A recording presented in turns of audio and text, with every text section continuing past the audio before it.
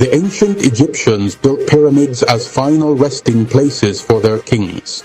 Initially, these grand structures were dedicated solely to the kings, but over time, queens were also buried in these majestic edifices. The oldest attempt at a royal tomb with a pyramidal design can be seen in the Step Pyramid at Saqqara, which dates back to around 2780 BC. The first pyramid to be completed in terms of architectural form was built during the reign of King Sneferu, founder of the 4th dynasty, about a century after the construction of the Step Pyramid.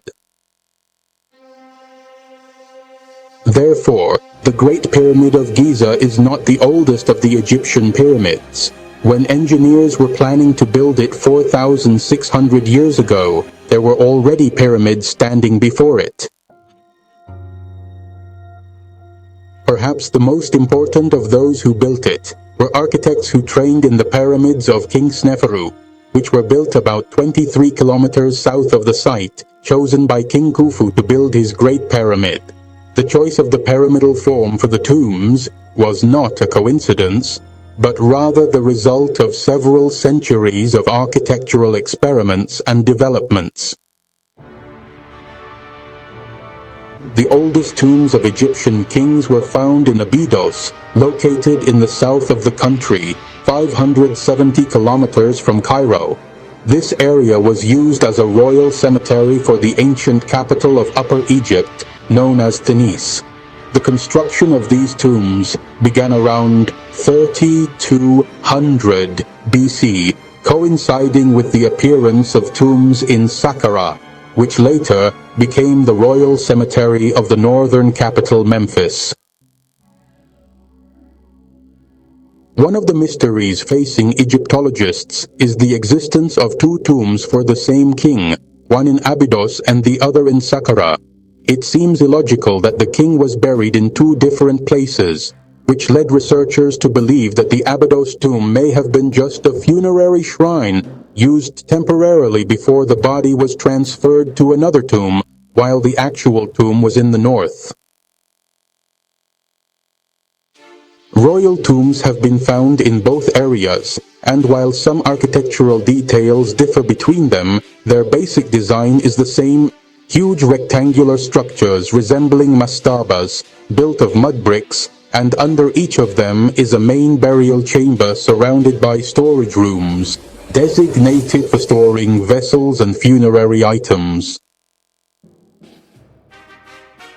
The Egyptian kings continued to follow this style of tombs until the beginning of the 3rd dynasty, around 2780 BC, an era that witnessed a great development in the art of funerary architecture. King Djoser, one of the most prominent kings of this period, began building a traditional mastaba-shaped tomb south of Abydos, but the tomb built for him in Saqqara brought about a significant shift in the style of construction.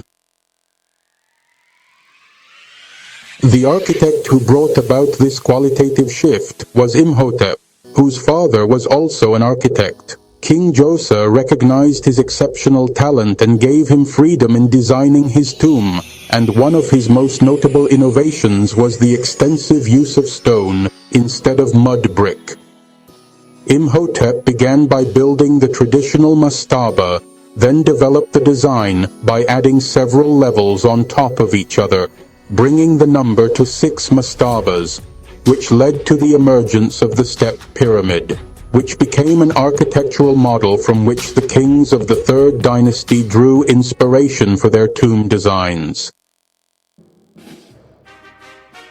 King Sneferu, the founder of the 4th dynasty, around 2680 BC, decided to build a royal tomb with a different design in Dashur, south of the Step Pyramid. The result was the bent pyramid, named for the angle of its slope that changed during construction. Although unique, it was not intended to be this way, as builders had to change the angle of its slope to complete it quickly.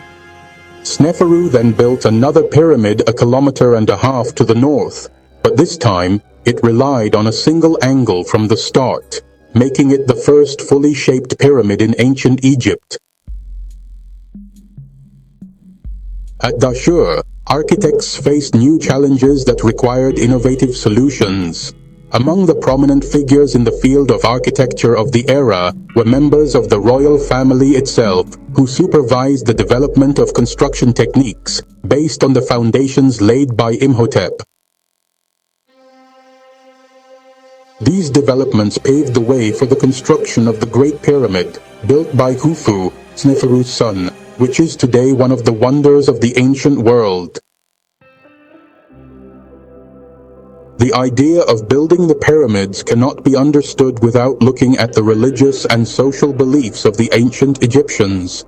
The belief in resurrection and life after death was ingrained in their culture, and they believed that the afterlife would be an extension of their earthly life, but with greater luxury. For this reason, they sought to preserve their bodies through advanced mummification processes. It was not enough to preserve the body alone, as offerings had to be made, funeral rituals performed in dedicated temples, and scenes engraved on the walls of tombs to ensure that food and drink continued to be provided to the soul in the afterlife. The Egyptians also resorted to carving statues and placing them in tombs to replace the body in case it was damaged. Over time, funerary inscriptions became more complex, and texts known as the pyramid texts were found in some pyramids.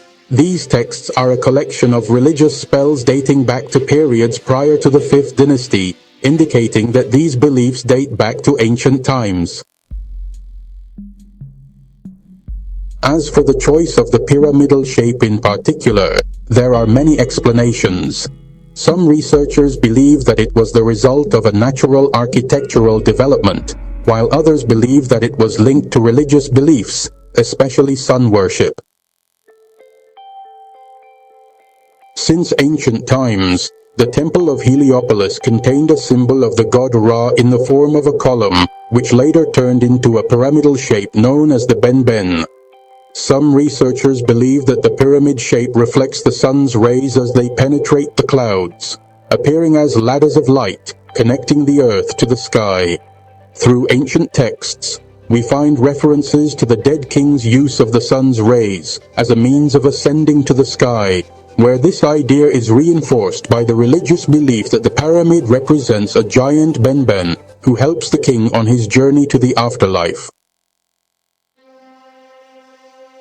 Thus, the pyramids were not just tombs, but were the embodiment of an integrated spiritual and engineering philosophy, which made them one of the greatest achievements of ancient Egyptian civilization. Bitte vergessen Sie nicht, uns zu unterstützen. Wenn dir das Video gefällt, klicke auf Gefällt mir und teile deine Meinung in den Kommentaren. Vergessen Sie nicht, den Kanal zu abonnieren und die Benachrichtigungsglocke zu aktivieren, damit Sie kein neues Video über die Geschichte des pharaonischen Ägypten und ägyptischer Altertümer verpassen. Folgen Sie uns für weitere spannende historische Geschichten. Danke fürs Zuschauen.